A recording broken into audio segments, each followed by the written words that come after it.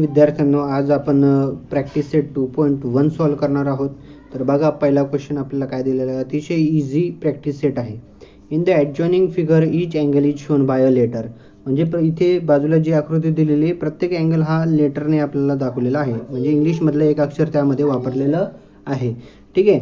तर बघा, fill in the boxes with the help of figure. म्हणजे आपल्याला काय करायचं आहे, फक्त फिगरची हेल्पने काय करायचं आहे, तिथे ते बॉक्सेस फिल करायचे आहेत. मग आता सर्वात पहिले आपल्याला इथे काय करायचं आहे बघा, करस्पॉन्डिंग अँगल्स. आता करस्पॉन्डिंग अँगलचे पेअर शोधायचे आहेत. मग आता सर्वात पहिली पेअर काय बघा, अँगल पी ची पेअर कोणासोबत असणार आहे, angle P and angle W असणार आहे. ठीक आहे. तर इथे कोणता अँगल येणार, अँगल डब्ल्यू, अँगल डब्ल्यू येणार. ठीक आहे. त्यानंतर सेकंड काय दिलेलं आहे बघा, अँगल क्यू. अँगल क्यू ची पेअर कोणासोबत येणार, जोडी कोणासोबत येणार, अँगल एक्स सोबत. ठीक आहे. तर आपण इथे लिहून घेऊयात, angle x. Small letters use करायचे आहेत, मोठ्या लिपीतले अक्षर वापरायचे नाहीत. अँगल आर ची जोडी कोणासोबत असणार आहे, अँगल वाय सोबत. ठीक आहे, अँगल वाय. त्यानंतर अँगल एस ची जोडी कोणासोबत असणार आहे, अँगल झेड सोबत. ठीक आहे. हे झाले करस्पॉन्डिंग अँगल्सच्या पेअर्स, म्हणजे संगत कोणांच्या जोड्या. आता आपल्याला नंतर काय सांगितलेलं आहे, इंटेरियर अल्टरनेट अँगल्स. कुठले, इंटेरियर अल्टरनेट अँगल्स. मग अँगल एस ची जोडी कोणासोबत होणार आहे, अँगल एक्स सोबत. बघा बरोबर, इथे तुम्हाला झेड दिसत असेल अशा रीतीने, बरोबर. नंतर अँगल डब्ल्यू ची जोडी कोणासोबत असणार आहे, अँगल आर सोबत. उलटा झेड लक्षात घ्यायचा आहे अशा रीतीने. ठीक आहे. डब्ल्यू ची जोडी कोणासोबत असणार आहे, आर सोबत, अँगल आर. अशा रीतीने तुम्हाला क्वेश्चन नंबर फर्स्ट जो आहे तो कंप्लीट करायचा होता. बॉक्सेसमध्ये तुम्हाला फक्त व्हॅल्यूज लिहायच्या आहेत. ठीक आहे. नेक्स्ट क्वेश्चन आपण बघूयात. आता नेक्स्ट क्वेश्चनमध्ये सुद्धा आपल्याला एक फिगर दिलेली आहे. ती फिगर जी आहे ती ऑब्झर्व करायची, आपल्याला निरीक्षण करायचं आहे आणि खाली दिलेल्या काय करायचे, आपल्याला जोड्या लिहायच्या आहेत. आता सर्वात पहिले आपल्याला काय सांगितलेलं बघा, इंटेरियर अल्टरनेट अँगल्स. कुठले अँगल्स, इंटेरियर अल्टरनेट अँगल्स. मग आता इंटेरियर अँगल्स, आता एक लक्षात घ्या, इथे लाईन्स अशा पद्धतीने दिलेल्या आहेत, रेषा अशा आहेत आणि छेदिका अशी दिलेली आहे. ठीक आहे. वरील आकृतीमध्ये जर बघितलं तर ह्या लाईन्स दिलेल्या होत्या आडव्या, आणि उभी जी आहे ती आपल्याला काय दिलेली होती, ही ट्रान्सव्हर्सल होती. बरोबर. आता ही फिगर ही उभी होती, आता इथे आडवी फिगर आहे. मग आता याच्यावरून आपल्याला ते लिहायचं आहे, इंटेरियर अल्टरनेट अँगल्सचे पेअर्स लिहायचे आहेत. इंटेरियर अल्टरनेट अँगलचे पेअर्स कुठले असणार आहेत, अल्टरनेट अँगलचे आता पेअर्स आपल्याला लिहायचे आहेत. आता मी इथेच तुम्हाला लिहून दाखवतो, लक्षात घ्यायच्या व्यवस्थित. ठीक आहे. आता पहिली अल्टरनेट अँगलची इंटेरियर अल्टरनेट अँगल कुठले असणार, आता इथे हा झेड लक्षात घ्या, लक्षात येते. म्हणजे हा अँगल आणि हा अँगल हे अल्टरनेट अँगल्स आहे. म्हणजे कुठली जोडी झाली ती, अँगल सी आणि अँगल ई ची, angle C and angle E. ठीक आहे. नेक्स्ट इंटेरियर अल्टरनेटची पेअर कुठली असणार आहे, लक्षात येईलच तुम्हाला, अँगल बी आणि अँगल एच. ठीक आहे. तर आता आपण लिहून घेऊयात, angle B and angle H. अशा रीतीने हे कुठले झाले, इंटेरियर अल्टरनेट अँगलच्या पेअर्स आपण आता लिहिले. ठीक आहे. आता त्यानंतर आपल्याला लिहायचे आहे करस्पॉन्डिंग अँगलचे. आता आपण करस्पॉन्डिंग अँगलचे पेअर्स लिहून घेऊयात.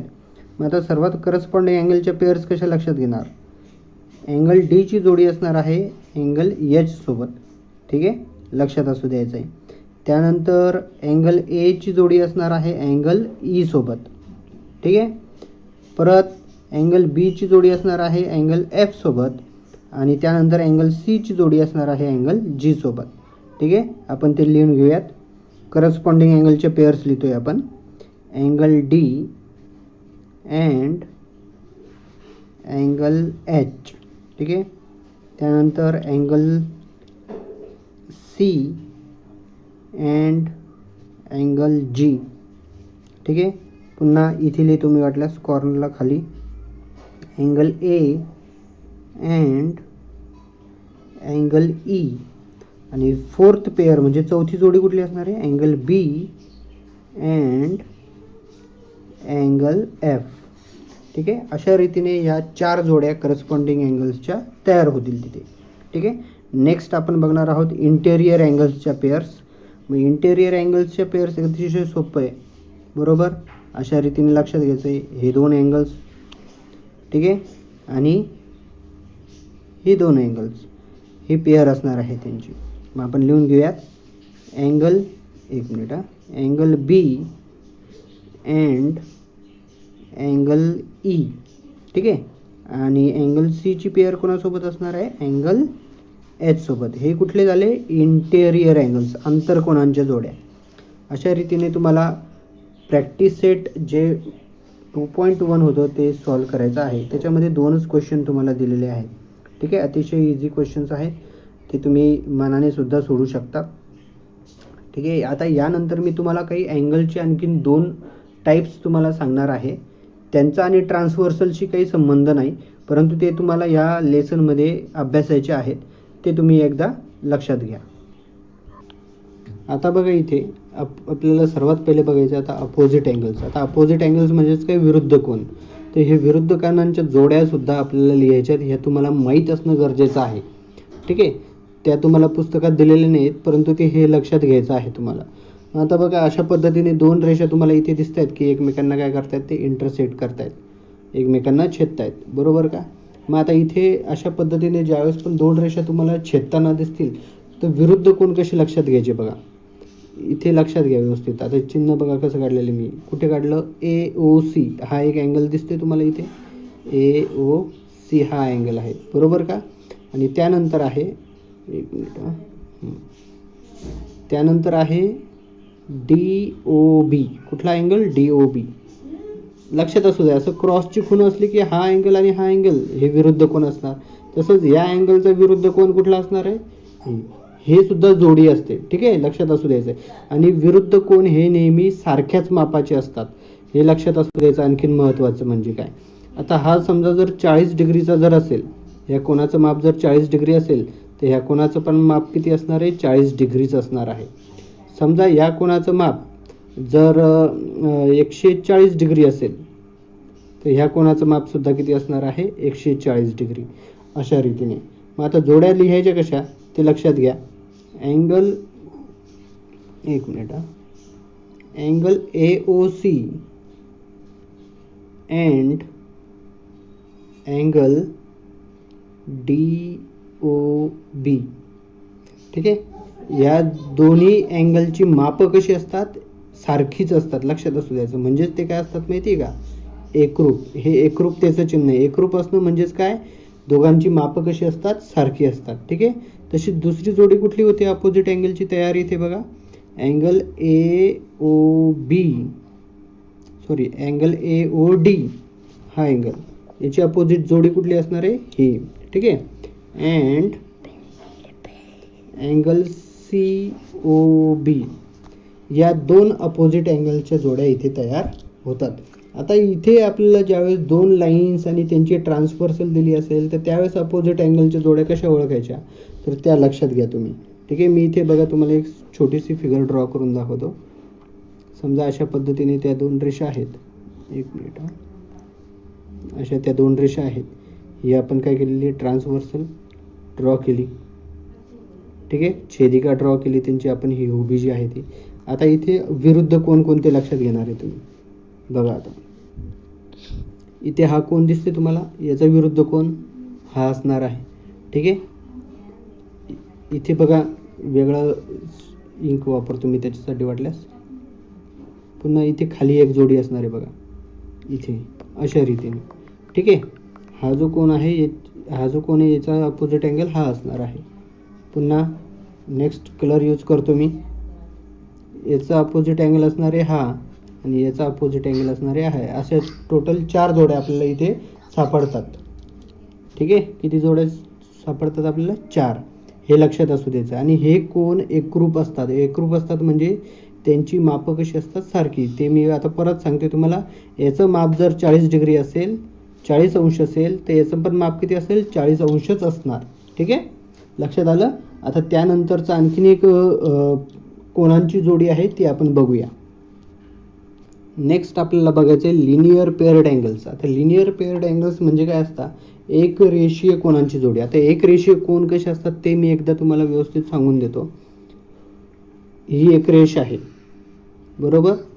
ही एक रेषच आहे. आता इथे आपल्याला कोन वगैरे काही दिसतोय का? नाही, काहीच दिसत नाही. परंतु जर मी इथे आणखीन एक रे जर काढतो आहे, काय काढतोय? रे. तर बघा इथे दोन कोन तयार झालेले, म्हणजे हे दोन कोन कशावर तयार झालेले? ह्या एकाच लाईनवर तयार झालेले. याचा अर्थ ह्या दोन्ही कोनांना, हा 1 नंबरचा आणि हा 2 नंबरचा, ह्या दोन्ही कोनांना काय म्हणतात? Linear paired angles. आणि हे लिनियर पेअर्ड अँगल्सशी संबंधित एक प्रॉपर्टी आहे, एक गुणधर्म आहे. काय गुणधर्म आहे तो? तर या दोन्ही कोनांच्या मापांची बेरीज ही नेहमी किती असते? 180 डिग्री. किती? 180 डिग्री. परंतु एक लक्षात असू द्या, ही जी रेष जी आहे खालची ती कशी असणं गरजेचं आहे? स्ट्रेट लाईन असणं गरजेचं आहे. स्ट्रेट म्हणजे कशी? एकदम सरळ. आणि सरळ रेषेवर जर ते दोन कोन तयार होत असतील तर ते लिनियर पेअर्ड अँगल्स असतात. आणि त्यांची बेरीज किती असते? 180 डिग्री. हे लक्षात असू द्यायचं आहे, अतिशय महत्त्वाचं आहे. आपल्याला पुढं याला वारंवार वापरायचंच आहे. ठीक आहे. तर बघा आता इथे जे आपण इथे बाजूला जी काही आकृती काढलेली आहे त्याच्यामध्ये लक्षात घेऊ. आता ही आपण सर्वात पहिले DC ही लाईन गृहीत धरू. कुठली लाईन? DC. ठीक आहे.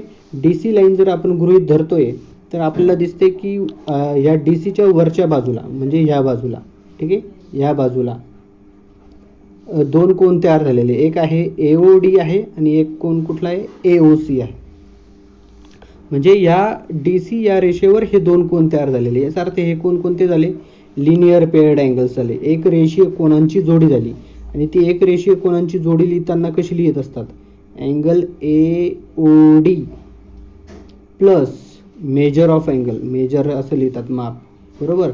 आणि sorry, measure of angle AOC बरोबर किती असणार आहे? 180 डिग्री. दोघांचं माप किती असणार आहे? 180. बेरीज 180 असणार आहे. याचा अर्थ हा 60 असू शकतो, हा 120 असू शकतो. असं नाही की दोन्ही 90-90 असणार आहेत म्हणून. ठीक आहे, कळालं का? म्हणजेच इथे अँगल AOD आणि अँगल AOC, इथे हे दोन लिनियर पेअर अँगल्स तयार होतात. तशा आणखीन आपल्याला इथे 3 जोड्या लिहिता येईल. आता आपण DCच्या वरची साईडची बघितलं होतं. आता DCच्या जर खालच्या साईडला जर आपण बघितलं, खालच्या बाजूला, तर हा एक अँगल आणि हा एक अँगल, हे दोन अँगल सुद्धा या DC वर तयार झालेले आहेत. मग याचा अर्थ अँगल कुठला?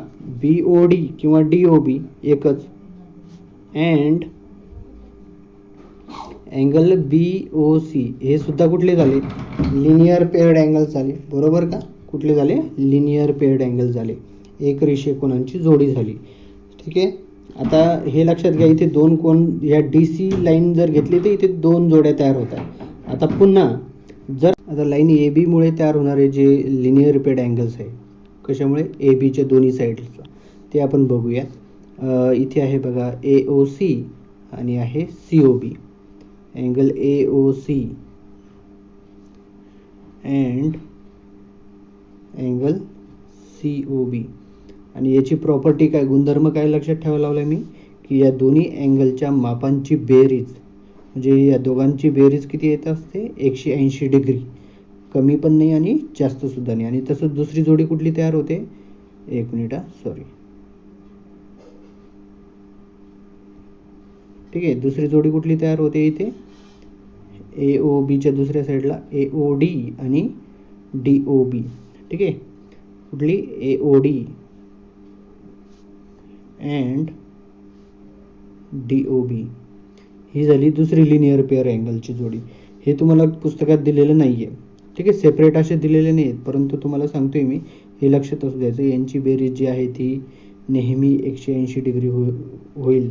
कारण की ज्यावेळेस आपल्याला आता यानंतरचं 2.3 जे प्रॅक्टिस सेट सोडवायचे, सॉरी, यानंतर जे काही प्रॅक्टिस सेट आपल्याला सोडवायचं आहे, ठीक आहे, त्यामध्ये आपल्याला याचा उपयोग करायचा आहे, अपोजिट अँगलचा सुद्धा आणि यांचा सुद्धा.